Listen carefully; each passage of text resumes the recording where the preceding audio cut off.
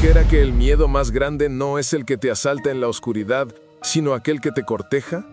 ¿Qué harías si un hombrecillo, más bajo que tu cintura pero con una sombra más grande que la luna llena, eligiera tu belleza como su próximo trofeo y te dedicara una serenata de la que no podrías escapar? Esta es la verdad oculta tras el rumor, la historia que se niega a morir en las entrañas de Guatemala. Aquí, donde la piedra volcánica guarda los secretos coloniales y las fachadas de colores vibrantes parecen contener el aliento de siglos pasados, existe una criatura que no necesita grandes castillos ni armaduras para infundir el terror. Él es el Sombrerón, el amante de la medianoche.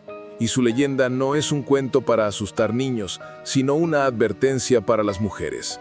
Y si tienes el cabello largo, oscuro y hermoso, déjame decirte que ya estás en su lista. Las 10 de la noche. La ciudad de Antigua se ha rendido al silencio. Solo se escucha el suave rasgar del viento entre los tejados.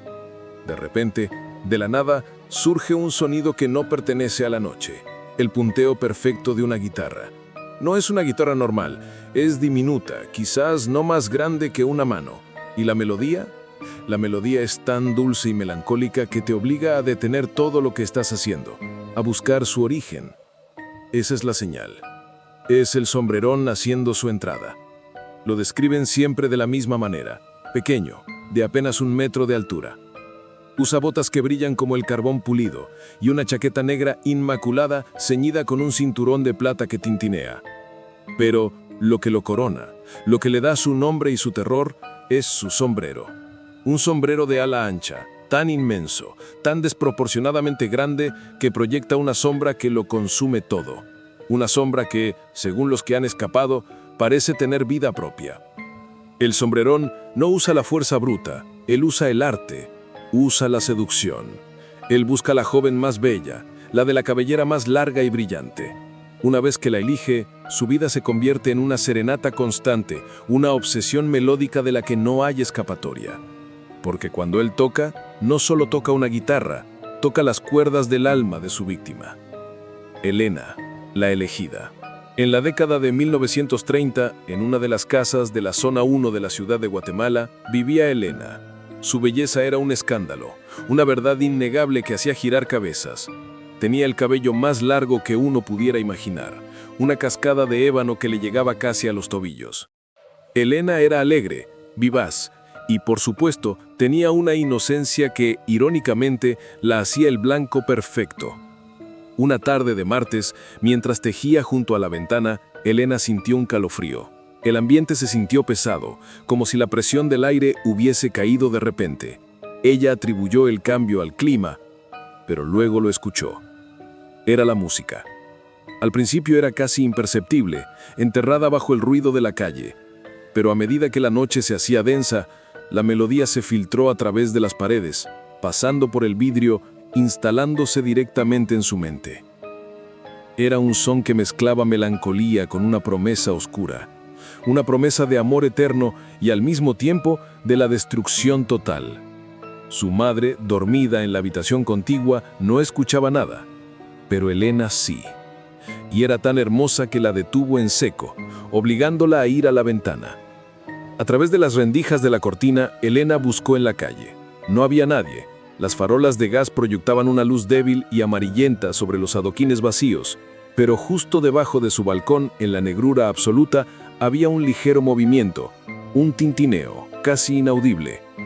Y luego lo vio. Una figura pequeña. No se movía mucho. Estaba sentada sobre una piedra, la silueta devorada por la oscuridad. La única cosa visible aparte del brillo ocasional de un cinturón de plata era la inmensa, intimidante circunferencia de un sombrero. El Sombrerón le estaba cantando. Esa noche, Elena no durmió. Pasó las horas en un trance inquieto, con el corazón latiendo al ritmo de la diminuta pero poderosa melodía que parecía invadir cada rincón de la casa y cada fibra de su ser. Cuando el sol finalmente se atrevió a salir, la música cesó. El hombrecillo se había ido. Pero cuando Elena se levantó de la cama, miró su trenza, su orgullosa y perfecta trenza de cabello. Y enredado en la punta había un diminuto trozo de ristón de seda, de un color que nunca había visto. Era la primera ofrenda, era la confirmación. Había sido elegida, y su pesadilla acababa de empezar. El diminuto listón de seda que Elena encontró esa mañana no fue un regalo, fue una marca, una atadura. Era la prueba tangible de que la figura bajo el sombrero no era un sueño febril, sino una presencia que había entrado en su vida. Y el sombrerón nunca escoge a una mujer para cortejarla, él la escoge para poseerla, para devorarla lentamente hasta que solo quede un alma exhausta y melancólica, lista para acompañarlo al vacío. La obra del tejedor nocturno. La segunda noche fue la confirmación. La música volvió, no debajo de su balcón, sino justo al otro lado de la calle, más cerca. Elena no necesitaba ir a la ventana para escuchar. La melodía se había vuelto invasiva, penetrante. No sonaba con el oído, sonaba directamente en la nuca, en el centro de su cabeza. Y con la música llegó el insomnio total. Su cuerpo se desplomaba de cansancio, pero su mente, obligada por el hechizo sonoro, permanecía dolorosamente alerta. Pero lo más espeluznante ocurría al amanecer. Cada mañana, al mirarse en el espejo, Elena descubría que su gloriosa cabellera había sido trabajada durante la noche. Aparecían pequeñas, diminutas trenzas, no una, sino varias escondidas entre sus hebras oscuras. Eran trenzas de perfección macabra, tan delicadas y finas que solo podían haber sido hechas por manos muy pequeñas. El sombrerón tejía su influencia, enredando su cabello y su destino. Su madre intentaba deshacerlas, pero al tocarlas sentía un frío anómalo, y las trenzas, a pesar de ser deshechas, reaparecían a la noche siguiente como un desafío silencioso. Pasaron las semanas y la serenata no tuvo pausa. Elena ya no comía. La comida no tenía sabor, el agua le quemaba la garganta. La familia lo llamó enfermedad, pero la abuela, con la sabiduría antigua grabada en sus arrugas, lo llamó galgoneo, bozal y freno. En el folclore guatemalteco se dice que el sombrerón es un jinete sin caballo. Cuando elige a una mujer, la trata como una bestia. Le pone un bozal invisible para que no pueda ingerir alimento y un freno invisible en la lengua para que no pueda gritar ni pedir ayuda. Por eso, las víctimas de esta criatura mueren de inanición y melancolía. Elena, en solo un mes, era una sombra. Sus hermosos ojos se hundieron, rodeados de círculos oscuros. Perdió el lustre de su piel y la vitalidad de su voz. Cuando su madre le rogaba que comiera un bocado, Elena solo podía negarse con un temblor de cabeza, sus labios sellados por una fuerza que no podía nombrar. El padre de Elena, un hombre pragmático, se desesperó. Pensó que era un pretendiente terco. Contrató vigilantes. Los hombres armados patrullaron la calle. Pero justo cuando los vigilantes se daban la vuelta, la música volvía, suave y burlesca, sonando justo detrás de ellos, inalcanzable. Una noche, en un acto de fe desesperada, la familia esparció sal bendita por todas las puertas y ventanas y colgaron estampitas de santos. Creyeron que eso detendría al demonio. A las 3 de la mañana, la serenata se detuvo por un momento. Hubo un silencio denso. Y luego, en lugar de la melodía, escucharon una risita seca, aguda, que no venía de una boca, sino del tintineo burlesco de los cascabeles en las botas diminutas del sombrerón. Parecía estar caminando sobre la sal, riéndose de la impotencia humana. El clímax de esta fase de terror llegó en una noche sin luna. Elena, ahora tan débil que apenas podía sostenerse, fue arrastrada por la fuerza de la melodía hacia la ventana. Esta vez, él no estaba en la calle, estaba en el umbral del jardín, a plena vista. Era pequeño, sí, pero la inmensidad de su sombrero, proyectando su sombra hasta la habitación de Elena, era aterradora. Sus ojos, bajo el ala, eran 2 puntos de fuego negro que parecían succionar toda la luz. Mientras él tocaba el acorde final, Elena sintió que la cuerda invisible se tensaba alrededor de su cuello. Cayó de rodillas, sin aire, sin fuerza. En ese momento de máxima desesperación, el sombrerón se inclinó ligeramente, levantando el ala de su sombrero lo justo para que Elena viera una sonrisa. Una mueca sin alegría, solo malicia pura. Y entonces él habló. No cantó, habló, con una voz que era como el raspado de 2 piedras diminutas. Tu cabello me pertenece, tu alma ya está atada. Pronto bailarás para mí, mi bella Helena. La música se detuvo, pero el silencio que dejó fue 1000 veces peor. Helena quedó postrada, incapaz de moverse, la vida casi extinta en sus ojos. Si la familia no actuaba en ese momento, el sombrerón se llevaría a su hija para siempre. La huida era la única opción. La vida de Helena colgaba de un hilo tan fino como las diminutas trenzas que adornaban su agonizante cabellera. En Guatemala, cuando los rezos y la sal bendita fallan, la desesperación se vuelve la única moneda de cambio. El padre, destrozado por ver a su hija consumirse, y la madre, al borde del colapso, entendieron que debían recurrir a lo impensable, a lo que se hace cuando se lucha contra la brujería antigua: consultar a la curandera del valle.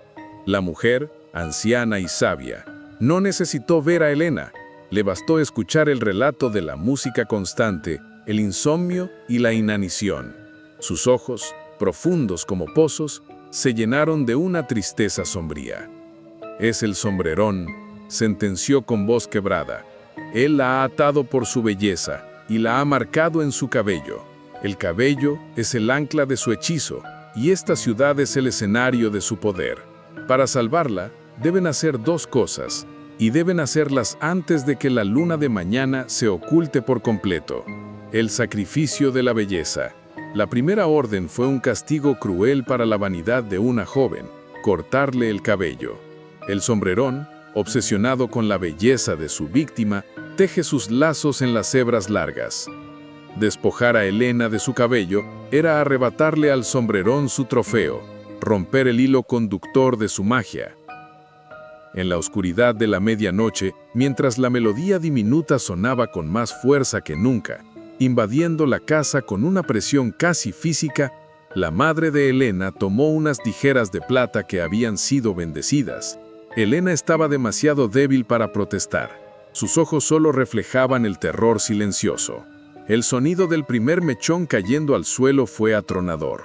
Se escuchó un rasgar seco que pareció perforar el aire, y en ese mismo instante, la música se detuvo. El silencio fue tan repentino y absoluto que la familia sintió un vacío aterrador. Era la calma antes de la tormenta. Cuando el cabello de Helena, cortado de raíz hasta dejarla casi rapada, estuvo esparcido por el suelo, un aullido de furia resonó desde la calle. No era un lamento, era un grito primal, bestial, que parecía provenir de un ser que acababa de ser despojado de su posesión más preciada. El sombrerón estaba furioso. Había perdido su ancla. La carrera contra el alba. La segunda orden de la curandera fue abandonar la ciudad y no mirar atrás. El sombrerón solo tiene poder sobre el lugar donde ha iniciado su cortejo. Una vez que la víctima cruza el límite de la ciudad y se establece en un nuevo territorio, su magia se debilita hasta volverse inerte. Pero el viaje debía ser rápido y secreto. Mientras el sol se preparaba para asomarse tímidamente por las montañas, la familia cargó a Helena, envuelta en mantas, en una carreta alquilada a un campesino de confianza. No llevaron más que lo esencial. La riqueza material era irrelevante. Solo importaba salvar el alma.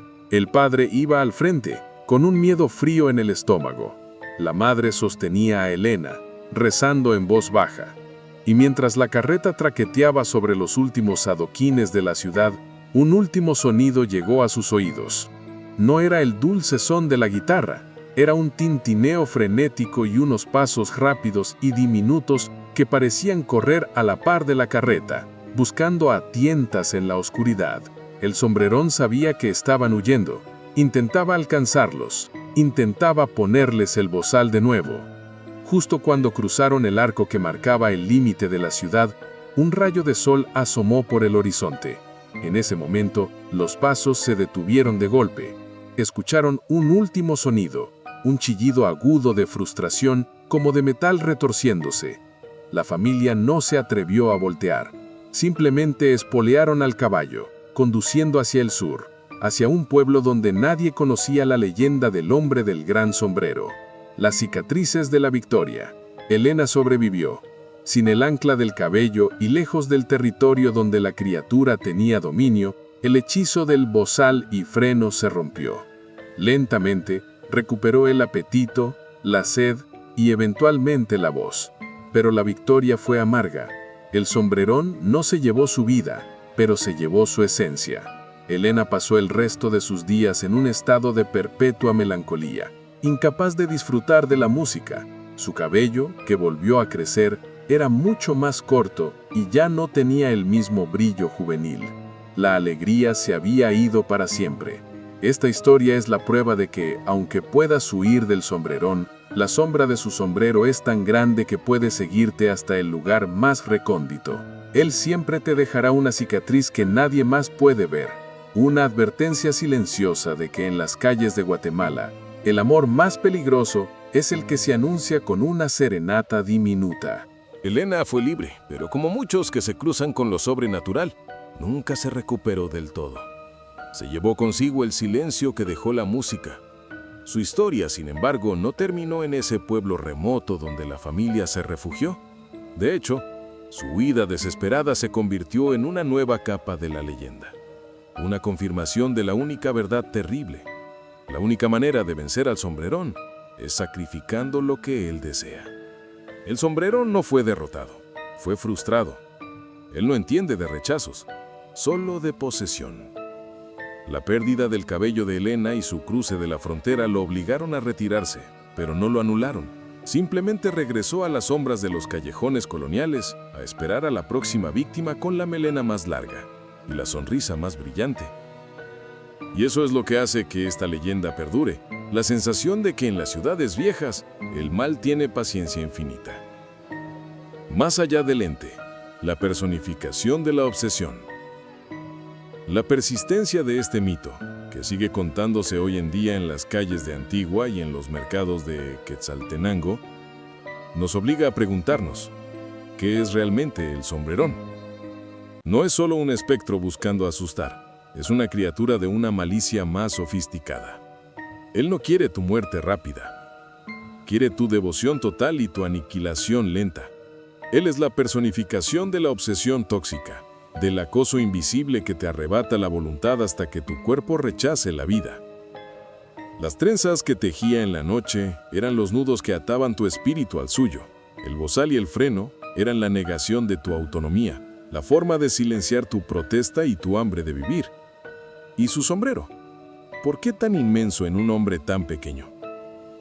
Porque el terror no tiene tamaño. El sombrero es la sombra desproporcionada del miedo que proyecta sobre ti. Bajo el ala, su rostro es indistinguible, porque el verdadero terror no tiene una cara definida. Tiene una presencia. Es la sensación de ser vigilado constantemente, de que cada rincón oscuro alberga un par de ojos fijos en ti. El sombrerón nos enseña que el mayor peligro reside en lo que parece inocuo, en lo que se acerca con una serenata en lugar de un rugido. Es el acoso disfrazado de romance, la destrucción disfrazada de devoción.